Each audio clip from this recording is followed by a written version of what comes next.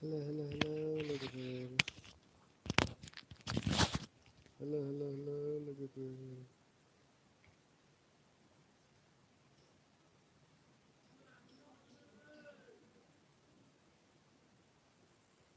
हेल' हेल'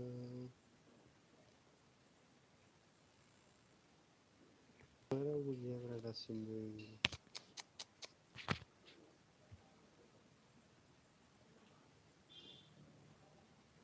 hello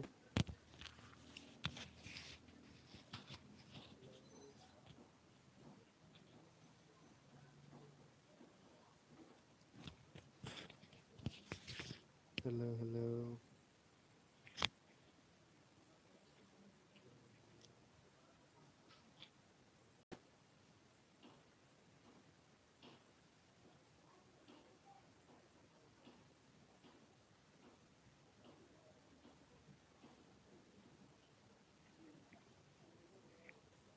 हाय हाय हाय हाय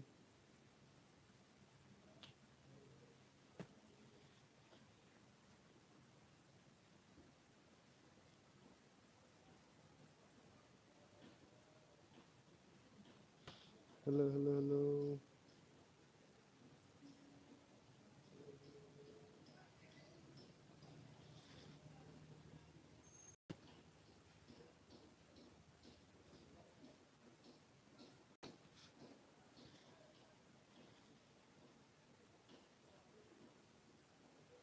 बायोलै बिदिबा माबा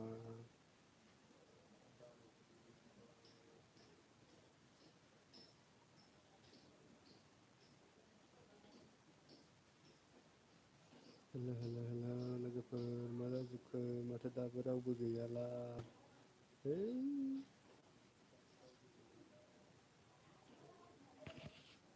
हेल'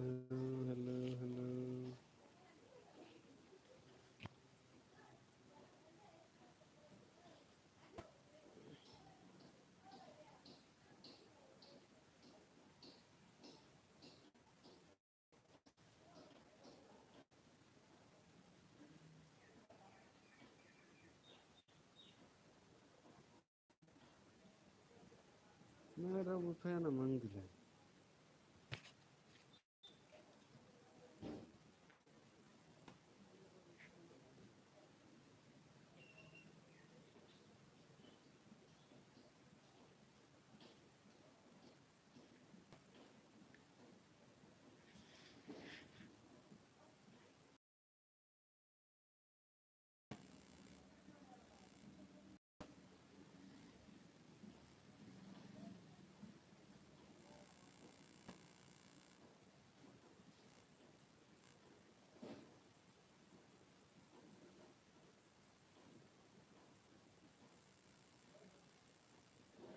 हाय हाय हाय रुनजुन बसुमतारी हाय लोगो माथो रावबो बायोलै बिदिबा लाइभ फैनो हेलौ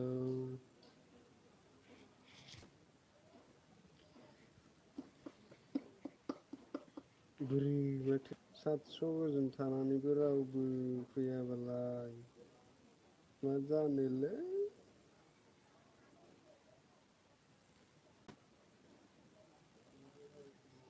हाय फ्रेन्ड हाय सना ब्रह्म मा खबरलै खोन्थाहरलाय दे मा खबर खोन्थाहरलाय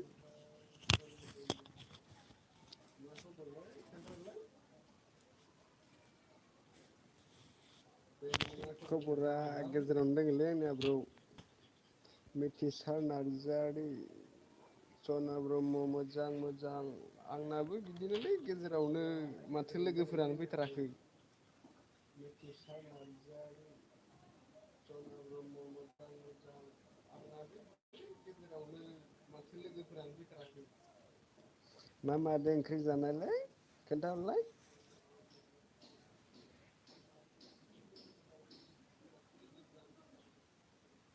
मा मादो ओंख्रि जानायलै खोन्थाहरलाय आंनिया साउन्डआ मायबा प्रब्लेम दं नामाब्रा लोगोफोर खोन्थाहरलाय खनसे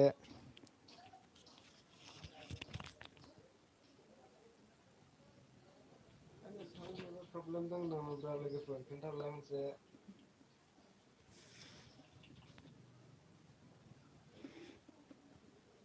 हेलौ माथो रावबो गैला।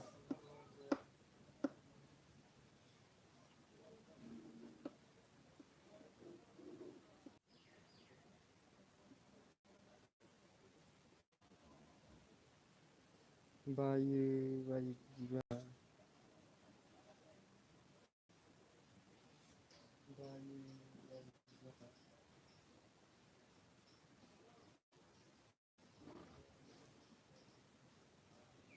हेलौ माथो रावबो गैला नामाब्रा।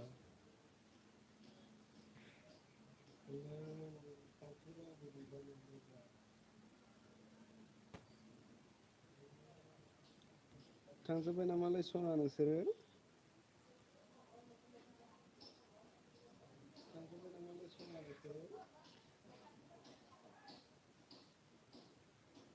औ सापर्ट खालामलायनांगौलै। आंना दंना गैयाब्रा ब्र जोंलाय दंखायो ब्र जों मिथिसार।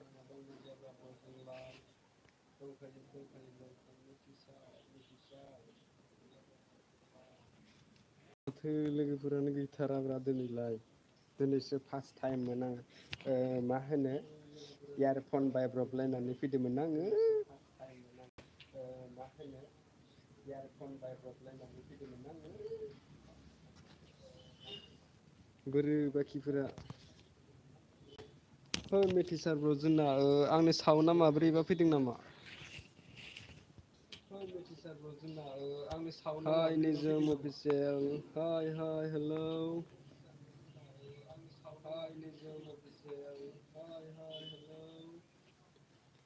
मा खबरलै निजोम?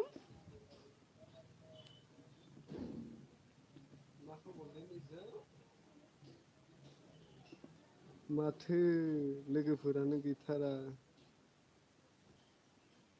माथो लोगोफोरानो गैथारा। थांखु जागोन ना आसोल औलै मोनबा जागौमोन रावबो नाना होग्रायानो गैया माथो।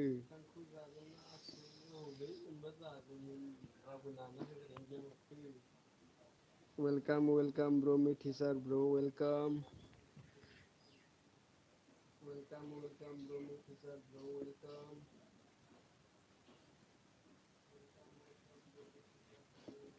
औलै थांगौमोन नाथाय मिन्थियाना नों अबेनि? निजोम नों अबेनि खोन्थाहरलाय खनसे प्लिज।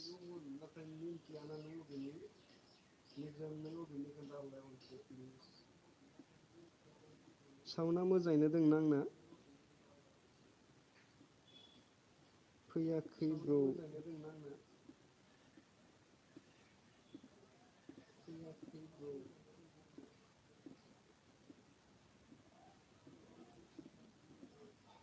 साउन्डखौ खोन्थाहरलाय सिनाब्र'मोन माबोरै दङ?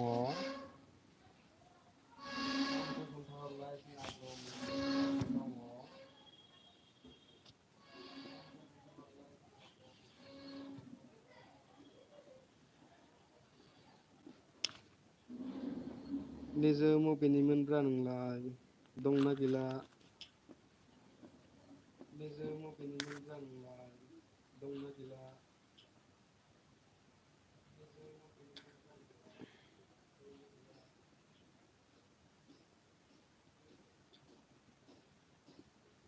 मा जाजोबखो रिजु? रिन्जु बसुमतारियाबो थांबाय।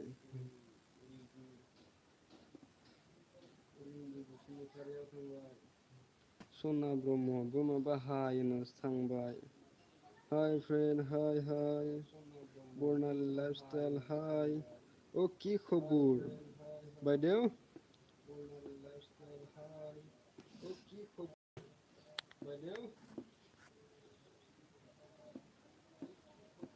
अ बायदेव कि खबर?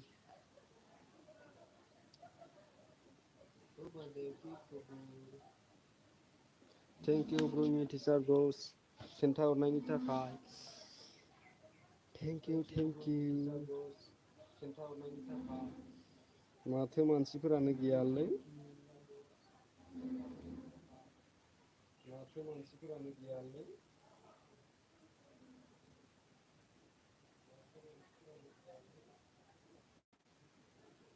जुखो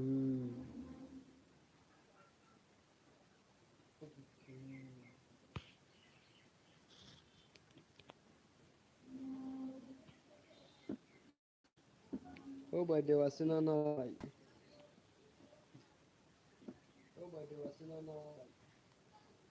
सानफ्रोमबो फैबाय थागोन आं बे टाइमावनो र' मानसि फैगोना फैया नायगोन आं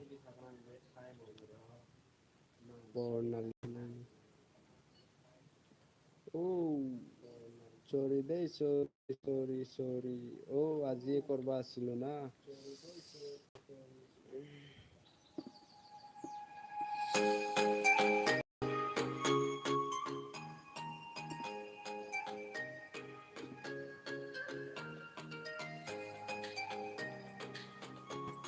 very nice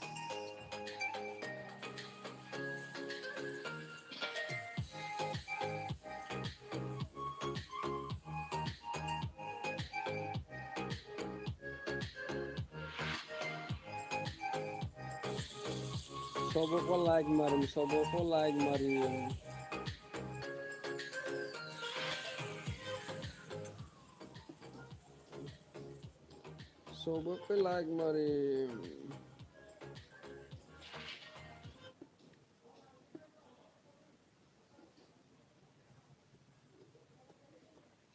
हेलो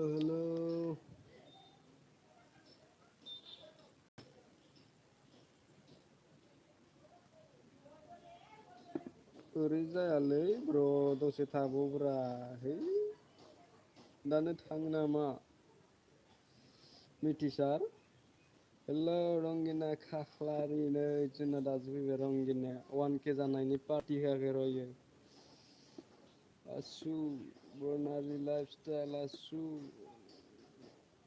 मार नेट नाय निखि फाल दरे नाय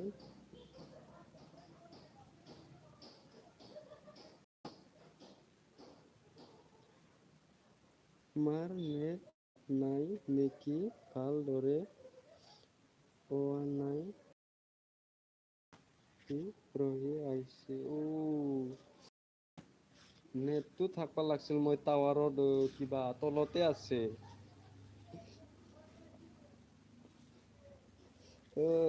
माबा रंगिना मा होनो बागानफारायाव फैबा एबार बागानफारायाव फैबा जाहोनांगोन रा नै बास स्टेन्डआव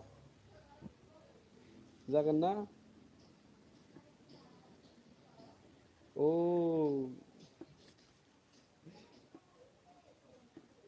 নেট নাই কিবা উঠিবি গাছত উঠিবি বাইদেউ পাৰে যদি জাকলা লগাই কিনি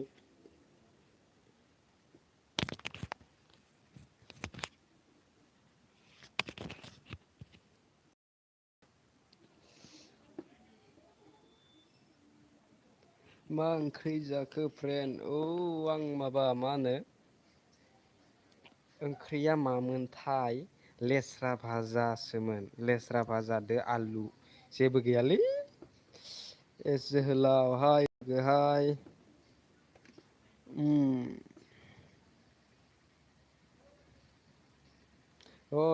लोगो ইটোৱে কৰিবি দেও একবাৰ ট্ৰাই কৰি চাবি নেট আহে না নাই দে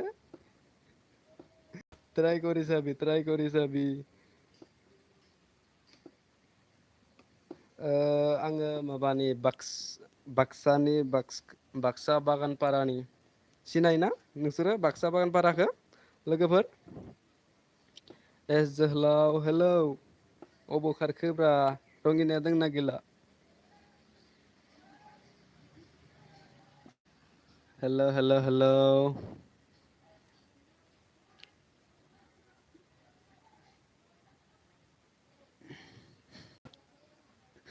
হ'ব बायदेव হ'ব उथिबि एकबार उथिबि मिथिसार सापर्ट खालामदो मिथिसार ओइ ब्रजना नै रंगिना खाख्लारिखौ सापर्ट खालामनांगौनो खालामना होदो दे आं सिनायो बागान बाराखौ अबेनिब्रा नोंलाय ब्र' एस जोहोलाव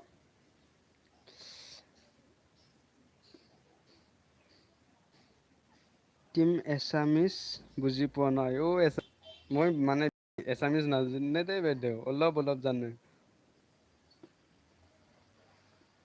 आङो माबानि सना मा होनो सना ब्रह्म आं बाक्सानि बाक्सा बागानपारानि सिनायोबा मुसलपुर सानजाहा जायो मुसलपुरनि जोंनिया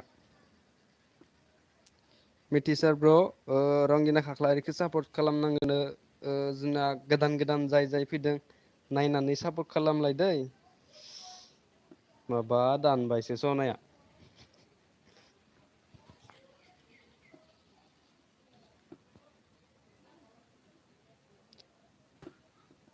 सना ब्रह्मखौबो खालाम जाय जाय गोदान दोङो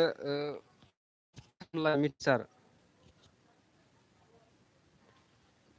बबेनि सना नोंसोरो दे नोंसोरनि थंखौ खोन्थाहरलाय खनसे खनसे अबे अबेनि नोंसोरो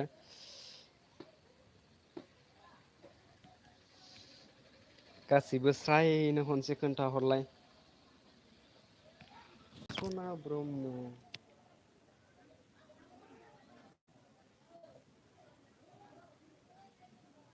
बङाइगावनि सना ब्रह्मआ बङाइगावनि बागान आं सिनायो बागानफाराखौ ब्र आं उदालगुरि औ उदालगुरियाव खनसेल'सो थांफेरबाय सना ब्रह्म आं सापर्ट खालामना हरबाय आंनिखौबो खालामना होदो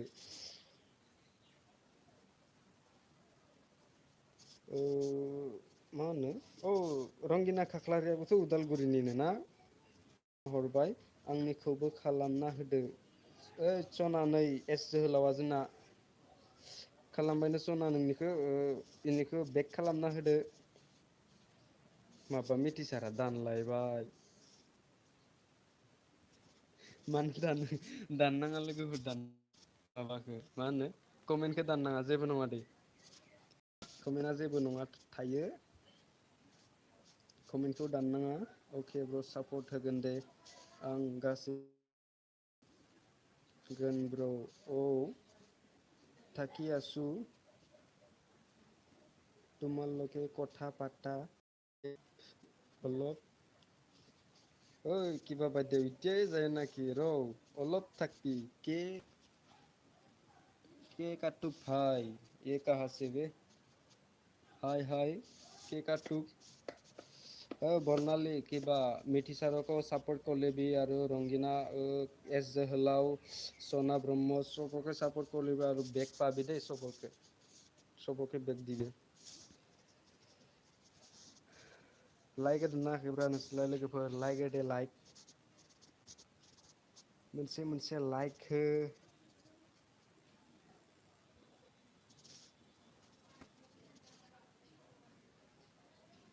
মই যি একো বুজি পোৱা নাই তোমাৰ লগৰ কথা বাইদেউ মানে কিবা মোৰ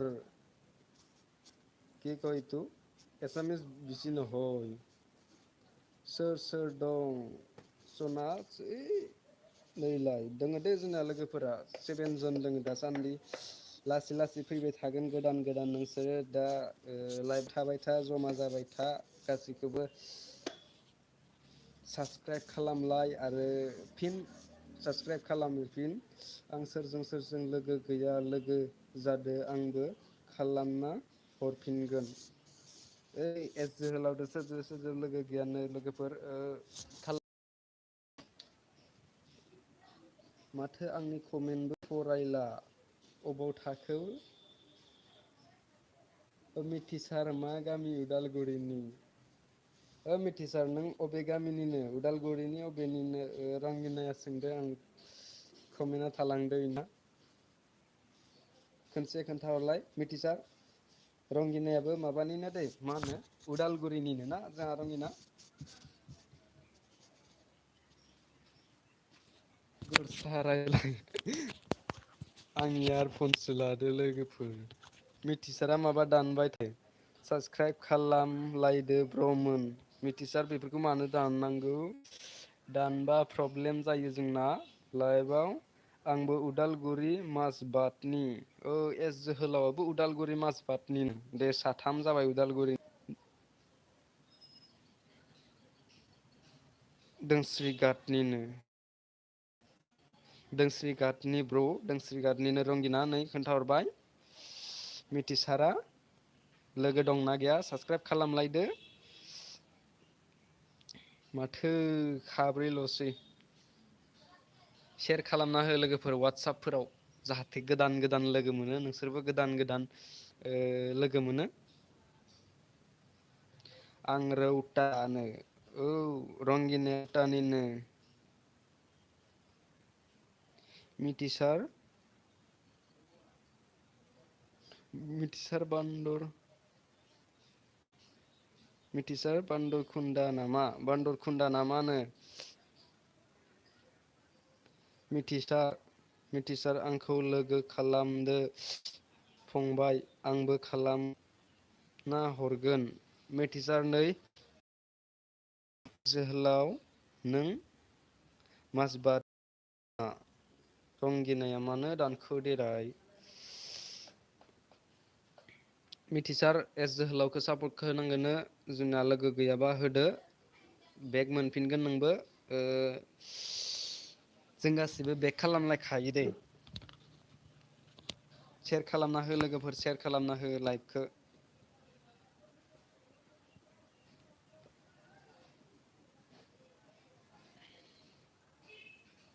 सापर्ट होदोनो सापर्ट हो लोगोफोर मिथिसारखौबो मिथिसार एन्टु नार्जारि आंनिनो बं आंनाबो नार्जारि सापर्ट होदो रंगिना नोंसोर दंना गैला एस जोहोलाव रंगिना आं आं नै दानजालांनाय भिडिअ माने अके गल नाकि सोर सोर दं सनाया थांबाय नामा सना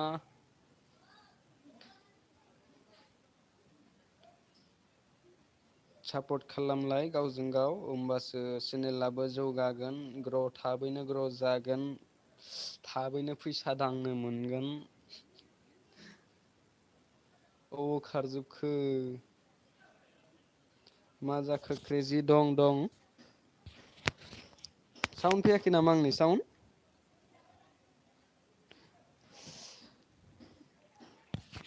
दिनैसो गोदान नालाय लाइभआव बारा मानसि जइेन जायाखै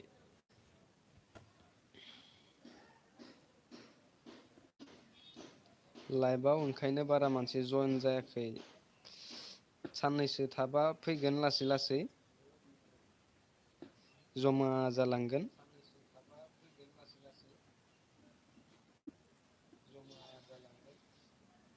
नै दा दिल्ली ब्लक्सनिया फैना दङ जोंना दा दसे थानानै नायनांगोन बिसोर मानसिफोरानो फैनो नागिरालै माबा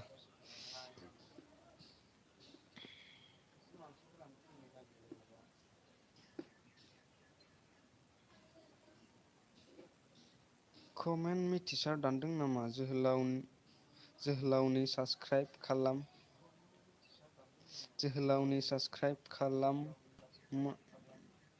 खानायसो जोहोलाव ब्र' नोंनिया मिथिसारनाया साबसक्राइब खालामखानायसोनो नोङो चेक खालामना नायलाय खनसे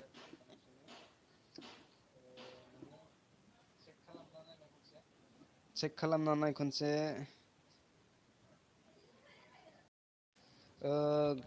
माबा मा होनो लेस्रादो आलुमोन जेबो गैया खाम गैया लेस्रादो आलुसो गोरान रंगिना सापर्ट होगोन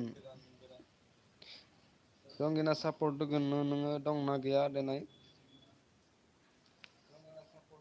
सोर सोर दङ खनसे स्रायनो मेसेज खालामलाय कमेन्ट खालामलाय खनसे स्रनो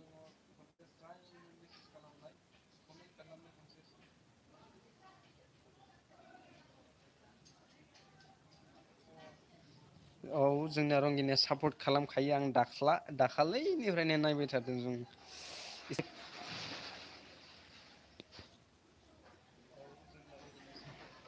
रंगिनाया सापर्ट खालामखायो औ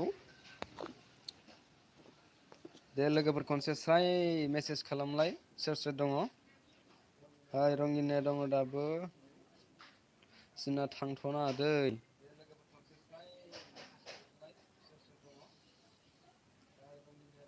दै खनसे कमेन्ट खालामदो ज'नो नोंसोर मा मा ओंख्रि जानाय खनसे ज'नो खालाम।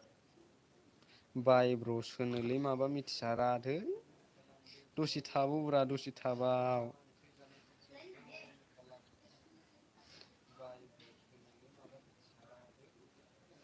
आंबो दं हाय। दे नोंसोर मा मा ओंख्रि जानाय खोन्थाहरलाय खनसे लोगोफोर। लाइभआव दिनैसो फार्स्ट टाइम लाइभ फैदों नालाय ओंखायनो बारा मानसि जयेन जायाखै एस जोहोलाव माब्ला गिनाया लोगो हमलायदो आंथ' उदालगुरिनिखौ सिनायला अबे अबे जायगा।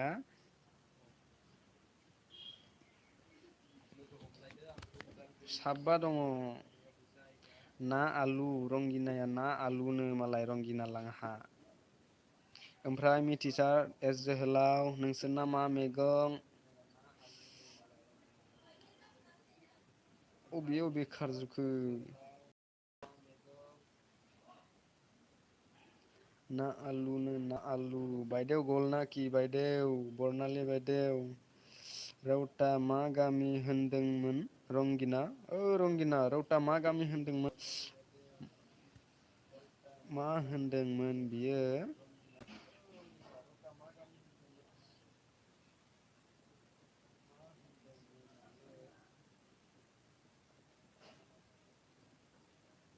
आं रौतागिरुवानिनो रंगिनाया रौतागिरुवा। जोंना कबि आलु दाउदै। रुनायसोमोन बाव मालाय दावदै रुनायनो। आंहा गैयालै। साख्रिखौल' मोनग्रोथों र'। मा होनो मा नाममोन बिनि नामा?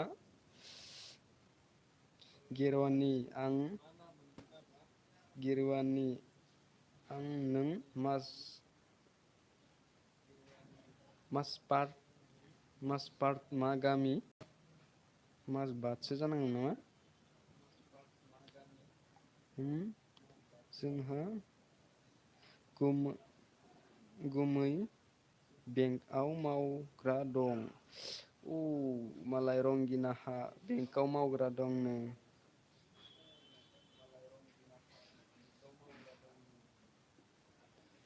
क्रेजि नों नाम्बार लादोंमोन न'? आं नोंनि नाम्बारखौ मोनाखै। आं माबानोबो हरदोंमोन सोरांनो सोरांमोनना बिनि नामा?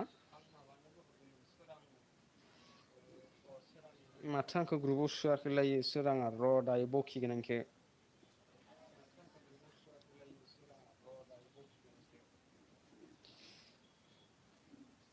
मा मा खालामना दं लोगोफोर दे खोन्थाहरदो खनसे।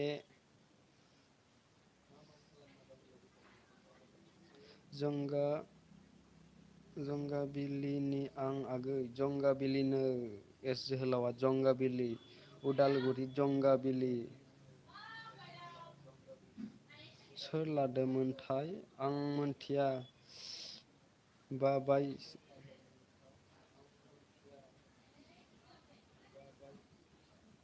बाबाय सोरबा बिनि कल खालामाखै।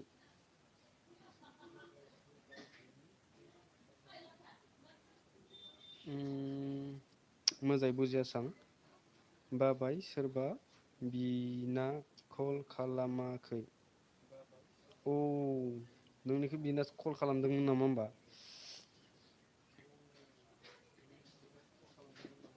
आं नङा आं नोंनि नाम्बारखौ मोनाखै रंगिना। माथो साथाम दङ सासेयालाय माथो गैला दे थाबनो सेयार खालामना होदोब्रा लोगोफोर थाबैनो गोदान गोदान लोगो फैनायनि कमिउनिटिफोराव टेप खालामना हो जाहाथे गोदान गोदान लोगो फैयो जोंखौबो साबसक्राइब खालामो नोंसोरबो साबसक्राइब मोनो।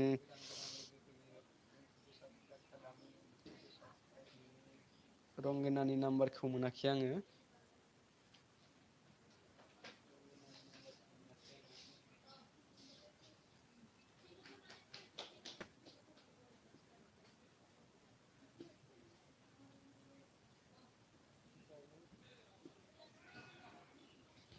मा जाखो मा जाखो लोगोफोर मा जाखो माथो थांफिनजोब्बायसोलै बायोलै ओरैबा ए जोहोलावआलाय दंना गैला मिथिसाराबो माबा बाय बाय होननासो थांबाय।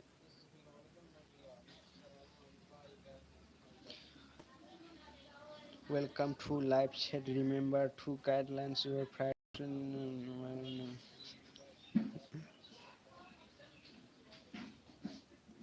नोंसोर बेसेबां बेसेबां फरायनाय बारा लोगोफोर देर खनसे खिथाहरनाय A Y M S S निया फैलायबाय नै राजोंना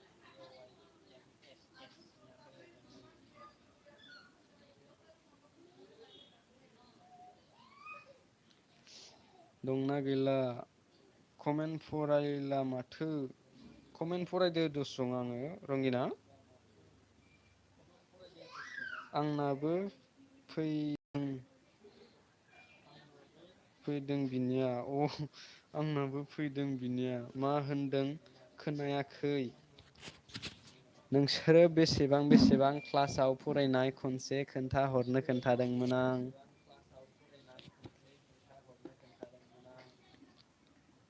दे सोर सोर जयेन जादों हाय थ' होनहर माबा नायो आरो दसे थाना थाङो नायो आरो दसे थाना थाङो बिदिबा बायोलै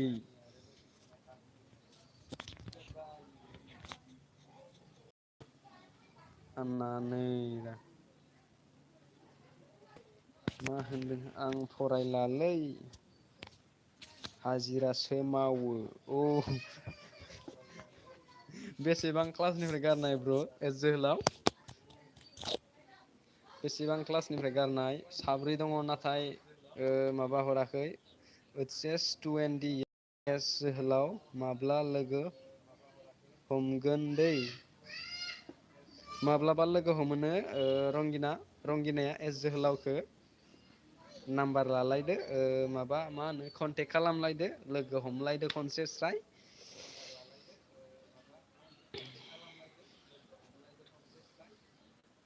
एस जोहोलाव औ बेखौ खालामाखै दसं आं खालामनोसै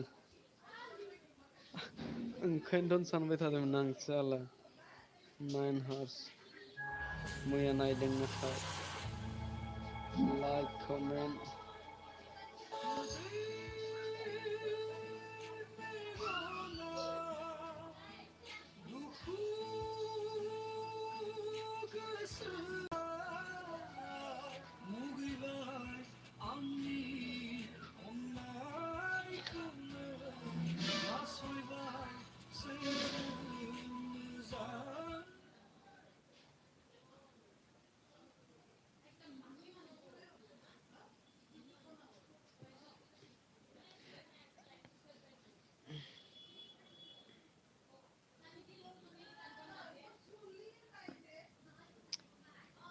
एस जोहोलावआ जोंना बरिया इदिट खालामोलै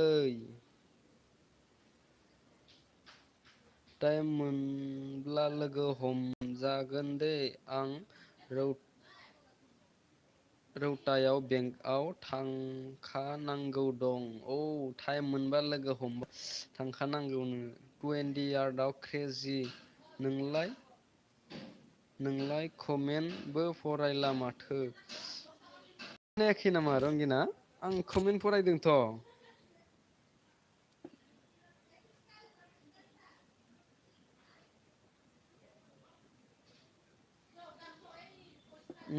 बिदिनो कपिराइट फैनो हागोन दे सोर सोर दों खनसे जिबि के वार्ड हाय हाय लोगो हेलौ हेलौ जिबि के वार्ड खोनायाखै आं खोनायाखै आंना साउन्डआ प्रब्लेम जादों नामाब्रा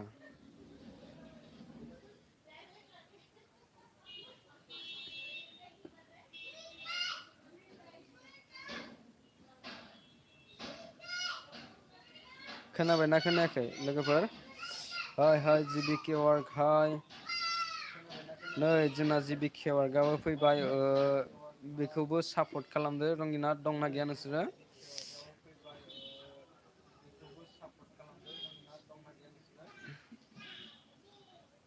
दिगानो दिगानो दों खोनादो दिगान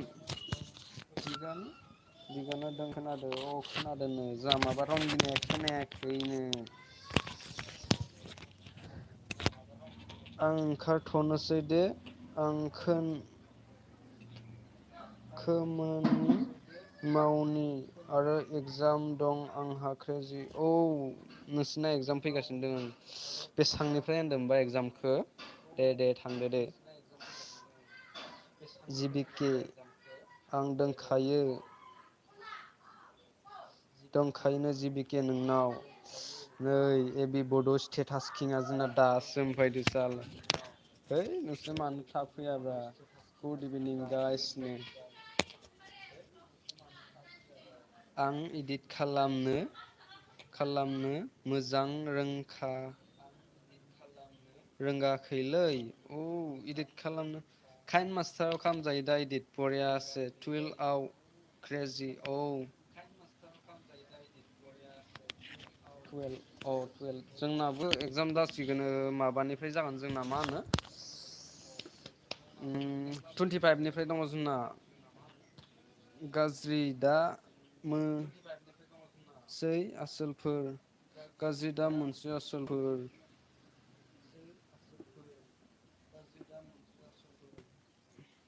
सोर सोर दङ देनाय खनसे स्रायनो कमेन्ट खालामलाय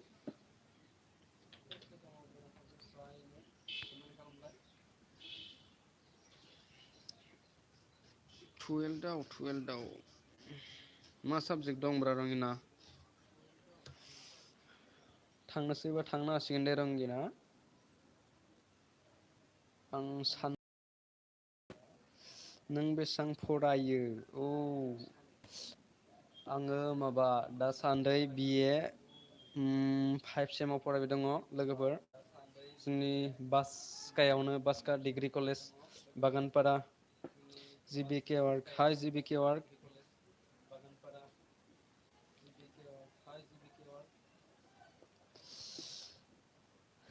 जिबिके वार्डआ बर'ना गुबुन हारिनिब्रा खनसे बर' रोंगौना रोङा खनसे बुंलाय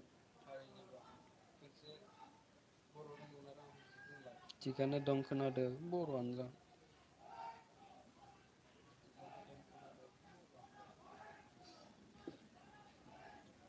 लोगोफोर जाय जाय सापर्ट गैलाया हेल' साल्थि नोंनि आइ एम फ्रम बाक्सा बागानपारा लोगोफोर बाक्सा बागानपारा अ मोजां फंबाय ज' जबफोर नागिर होलांदो जबाथ' नागिरदोंमोनलै दाख्लैबो फर ग्रेडनि होबाय माबा खाम गैया जायासै सिलेकआनो जायासै थांबायथ' आं बागानपारायाव नेट थांब्ला लोगो हमगोन दे माब्लाबा थांब्ला लोगो हमगोन दे दे जागोन दे लोगो हमनो हागोन भिडिअ' नाया होनबा नों आंनि नायो ब्र नायो आं दिनैसो बायदि मोनदोंलै दङथ' जिबिके वार्डआ नैलाय दानि नायदोंब्रा नायदों लोगो नायदों नै नोंनिया वाट्स टाइम खारना दंखायो आंनिया कमेन्ट बरदां नायलाय कमेन्ट सिबिके वार्ड कमेन्ट बावना थायोना आं कमेन्टबो हरदो जानांगौ नै नाइस डियार हरदों दे हरदों भिडिअ'बो नायखांखाबाय नोंनि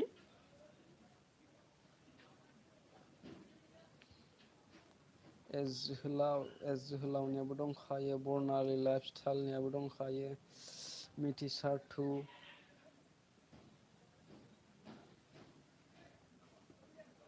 जाखासे फैदोंमोन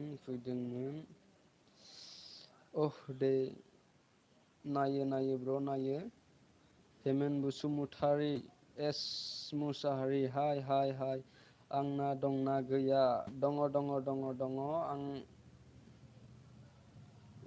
सरि दै नोंसोर कमेन्टबो खालामाना भिडिअफोर नायनानै आं दाखालिनो बुंखादोंमोन माबानियावबो सोरांनियावबो जाय जाय माबादो कमेन्ट खालाम होननानै लाइकबो होबाय नै कमेन्टबो खालामनोसै नाइस नाइस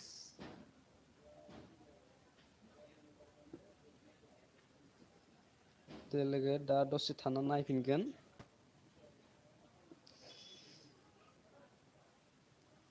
आंनासो साबसक्राइबारानो बारायनो रोंलाल' 2 इयार्स जाबाय फार्स्ट टाइम कमप्लिट जाबायमोन नामा नोंना सालथि आंना जायाखैलै वाट्स टाइम कमप्लिट वाट्स टाइम कमप्लिट जायाखै आंना लोगोफोर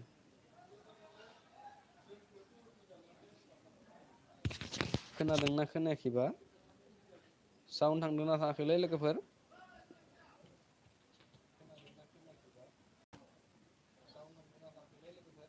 माथ' नोंला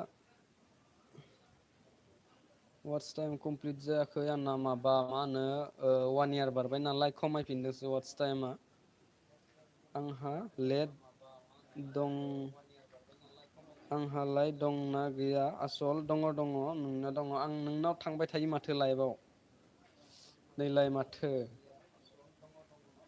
नै दानिबो नायदो नोंनिखौ नायखायो आं नायबायानो दं दे माथ' आंलाय नोंनिखौ नायबाय थायो कमेन्ट खालामनांगौ आब' जागोन ना आगै जागोनथाय कमेन्ट खालामनांगौ होमबानिया बांसिन मोजां जायो बेद लाक औलै ब्र बेद लाक मा बुंनो आरो आं ओंखारथ'नोसै फंबाय दे दसेथ' थाबावनांगौ एस जोहोलाव गोदान गोदान जाय जायना गोदान साबसक्राइब नांगौ बिसोरखौ चेक खालामनानै गासिबो माबा खालामलाय दै लोगोफोर मा होनो सापर्ट खालामलाय आरो थांनानै कमेन्टआव मोनसे हाइ नलेबा फ्रम लाइफ बिदि होना फैनांगौ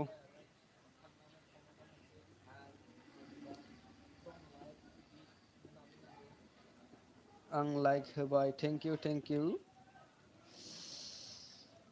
ए बाग्लारि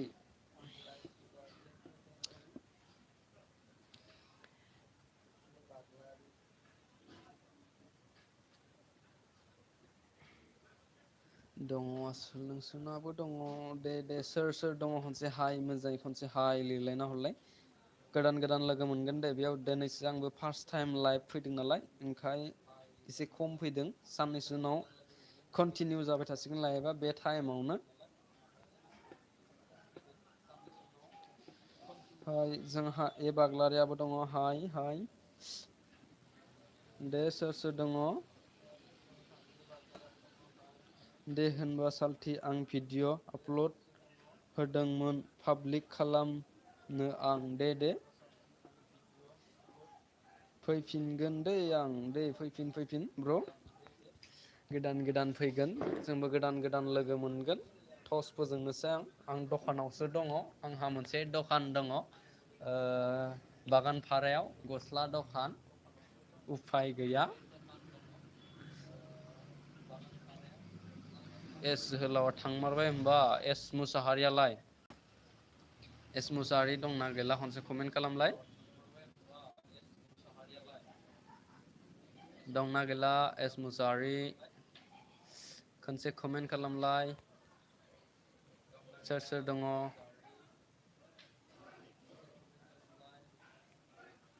दे खनसे कमेन्ट खालामलाय नै थांबावबायसो माबा एडि बड' स्टेटासनिखौ थांनाय माथो सालथिना साख्राबायानो गैयामोन साला थोद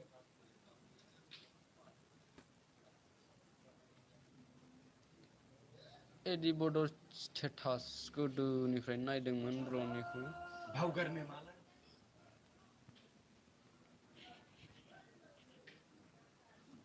5 days ago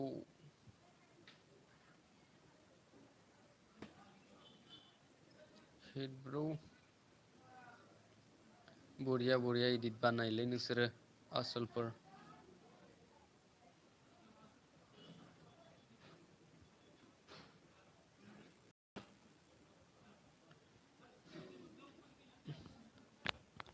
मा जाजोबखो लोगोफोर?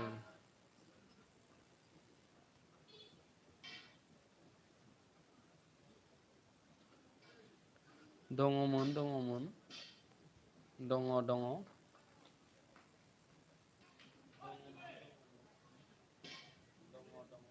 ए बि बाग्रालाय माथो मोनसेबो गैया दङब्रा आं खोन्थिगोन र'। फैगासिनो थायो नै बेफोर गैयाबा मारै फैदो। कमेन्ट खालामा ना सोरबा सोरबि?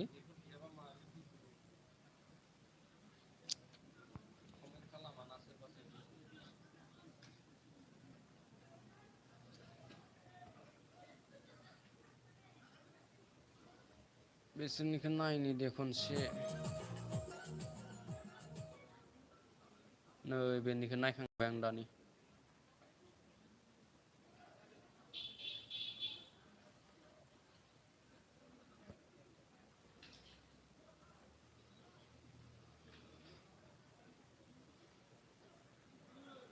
माथोलाय लाइक होदोंमोन आंलाय।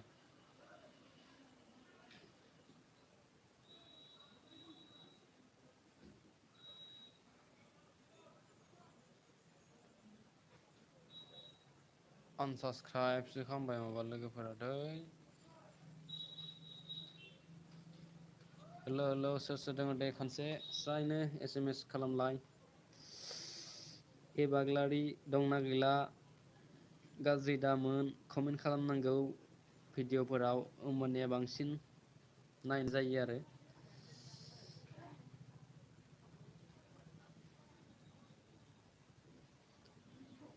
दंना गैला लोगोफोर? हेलौ।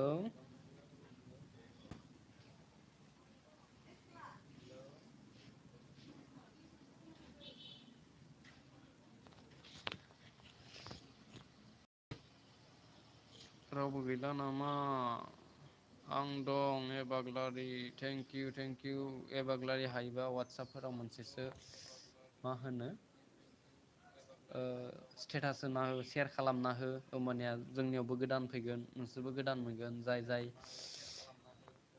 दङ गोदान मोनगोन लोगोफोर गोदान साबसक्राइब मोनगोन।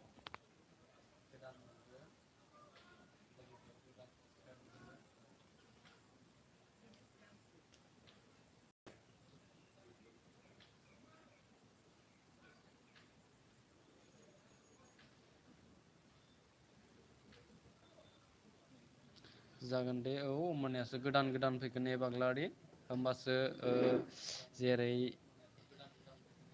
एडि बड' स्टेटास किं एस मुसाहारि एस जोहोलाव बायदि बायदि गासिबो मोनजोबगोन होमबानिया गोदान गोदान हेमेन बसुमतारिया थांबाय नामा?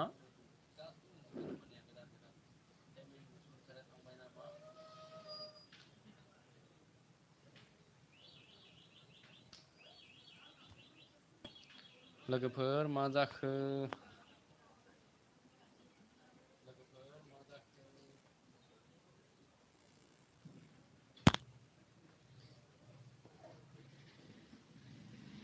हेल' हेल'।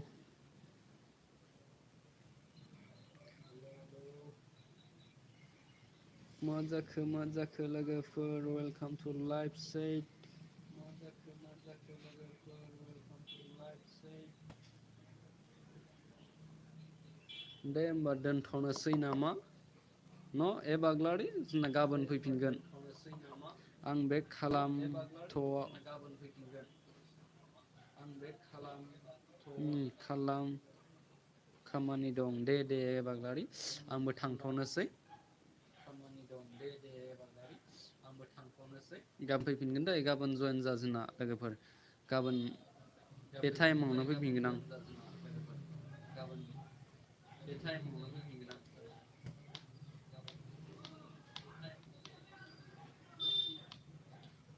नोंसोरसो फैनो थाखाय रायज्लायनो थाखाय इयारफन गोदान बायलायदों आङो फैनो थाखाय रायज्लायनो थाखाय इयारफन गोदान बायलायदों आङो